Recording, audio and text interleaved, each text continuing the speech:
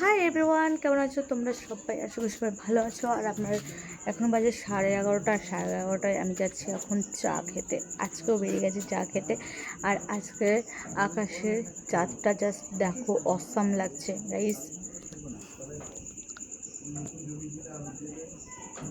Just দেখো, কালকে মেঘে ঢাকা ছিল, বাট আজকে কিন্তু মেঘে ঢাকা নেই। ব্যাপক লাগছে, কি বলবো। তো তোমার দাদা ভাই গেছে গাড়ি বের করতে, চলে এসছে, গাড়িটা উঠি। চলো রাস্তায় যে আবার ভিডিওটা কন্টিনিউ করছি। তো আমি যেখানে যাচ্ছি চা খেতে, তার কিন্তু অনেকটাই কাছাকাছি চলে এসেছি। হ্যাঁ বন্ধুরা, আমি যাচ্ছি আমাদের পোস্ট অফিসে, মানে কৃষ্ণনগর পোস্ট অফিসের মোড়ের ওখানে চা খেতে।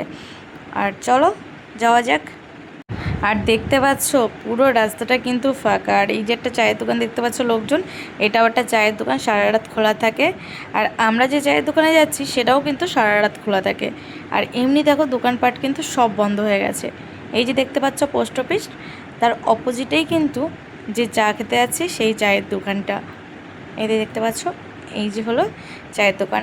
আর এখানে যে সব লোক দেখছো সবই কিন্তু চায়ের দোকান। আর এই যে রাস্তায় যত লোক দেখছো সব কিন্তু চায়ের দোকানেরই লোক, মানে চা খেতে এসেছে আমাদের মতন। আর তোমার দাদা ভাই ছোট্ট করে একটা ক্লিপ নিয়ে নিলাম ভিডিওর মধ্যে।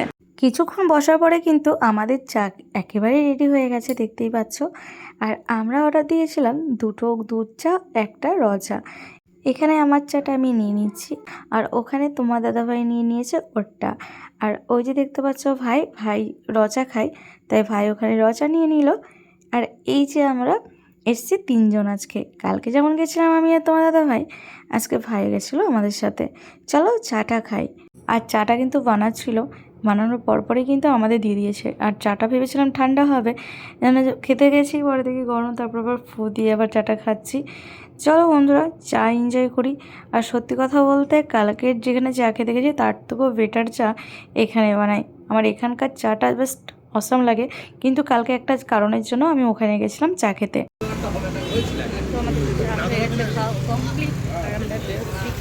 আর আমরা চা খেতে এসেছি আমাদের কৃষ্ণনগর পৌরসভা, তার পাশে। ঠিক আছে, চলো এখন বাজে প্রায় 12টা মতন বাজে, সামথিং এরকম বাজে। আর এই চায়ের দোকানে সত্যি কথা বলতে চাটা জাস্ট অসাম হয়। ঠিক আছে, কালকে যেখানে খেয়েছিলাম ওখান থেকেও তুলনা করলে এখানে চাটা বেস্ট আমার কাছে মনে হয়। আর এখানে ভাড়ে পাওয়া যায় না, কিন্তু 15 টাকা নেয়। তোমাদের দেখালাম ওই 1 কাপ চা, কিন্তু মুখে লেগে থাকবে। তোমরা যদি আসো কখনো কৃষ্ণনগরে ঘুরতে বা কৃষ্ণনগরে যারা থাকো, তারা যদি এখানে চা না খাও তো টেস্ট করে দেখতে পারো। তো একেবারেই দেখালাম তোমাদের এই যে পৌরসভার পাশে। চলো টাটা, গুড নাইট।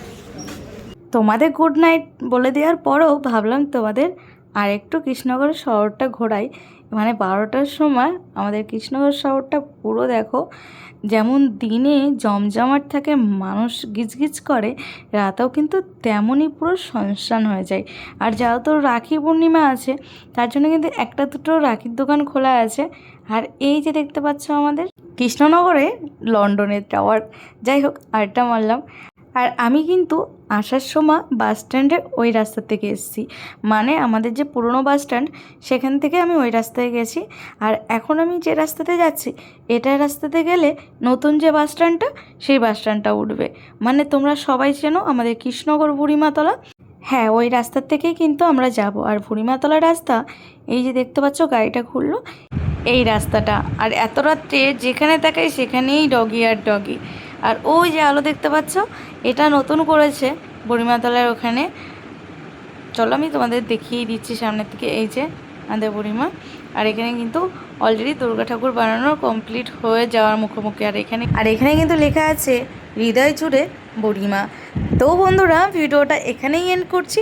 তোমাদের কেমন লাগলো কমেন্ট করে জানাতে একদমই ভুলো না। ভালো লাগলে লাইক কমেন্ট শেয়ার করে দিও। সবাই ভালো থেকো, সুস্থ থেকো। নেক্সট ভিডিওর সাথে আবারও দেখা হবে। থ্যাংক ইউ ভিডিওটা দেখার জন্য।